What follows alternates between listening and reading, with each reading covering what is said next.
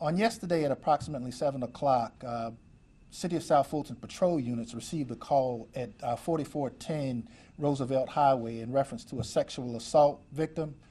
When units arrived on scene, they were met by one of the victim's friends who actually pointed the patrol units in the direction of where her friend was located, along with the perpetrator in this particular case. As patrol units began to go around the corner, they saw the decedent, Mr. Perkins, standing there with a shotgun. It was at that point Mr. Perkins racked around into the shotgun, discharged that weapon in the direction of our police officers, and they returned fire. Upon returning fire, Mr. Perkins actually retreated into the shed where he was located. We had our SWAT units come out. After we got a heat signature on that particular shed, it was determined that Mr. Perkins was not moving around inside of that shed, so we made entry at that point to offer any medical assistance to Mr. Perkins that we possibly could. At that point, units were able to determine that Mr. Perkins had actually died as a result of the exchange of gunshots. We called the to conduct an independent investigation. They have actually control over the investigation at this point. I'd be more than happy to answer any questions relative to the initial call, but anything related to the follow-up investigation, I would have to direct you to the Georgia Bureau of Investigations. Was Mr. Perkins a suspect in the alleged sexual assault? Yes, he was. According to the victim's friend, sexually assaulted at that particular location. When units got there, it's my understanding Mr. Perkins had actually sexually assaulted the victim. Also, that she was struck with a weapon that Mr. Perkins had in his possession as well. Can you explain the terrain, the area? Where was this? What kind of property was this? So it looked like it was a salvage yard of sorts. When the officers arrived on scene, you saw a lot of junk cars and tires and things of that nature there. Also, there was a shed in the middle of the property, and that's where they located the victim of the sexual assault along with Mr. Perkins.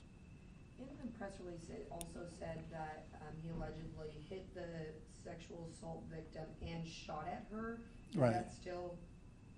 That's the information that we have at this point, but understand that at this point we have not been able, because she was transported to the hospital for medical attention, we have not been able to bring her in for a thorough interview.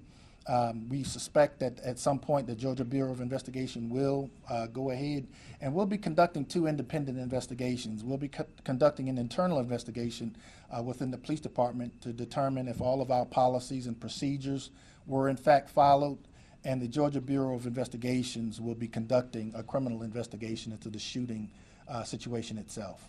Can you answer if Mr. Perkins worked at the junkyard?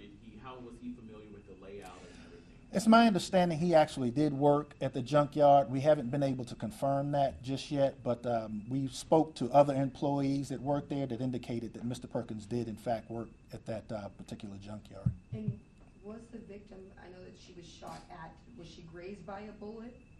Well, right now, as I said, we haven't been able to follow up with her in depth, but we'll be able to determine a little bit more as we move forward with the investigation.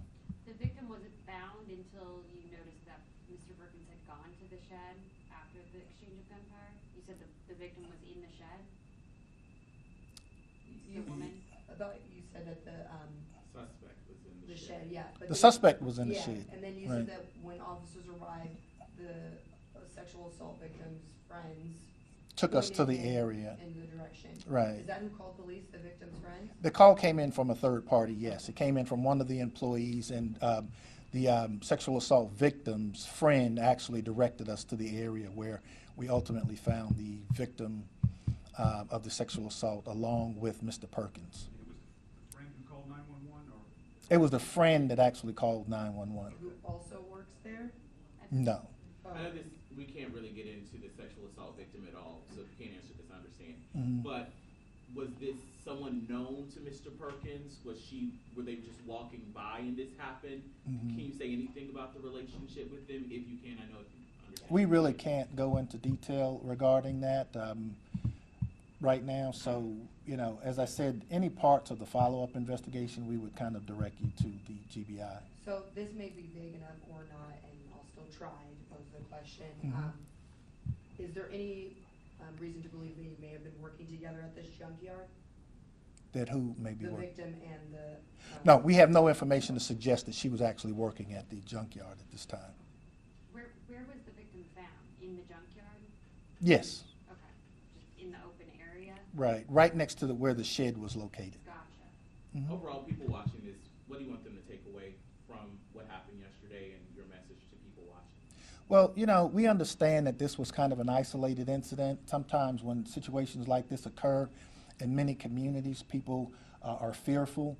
At this point, we have no information to suggest that she was a random target, and so we're going to continue to work with the Georgia Bureau of Investigation to facilitate this investigation, and whatever we can do to help further that along, we certainly will.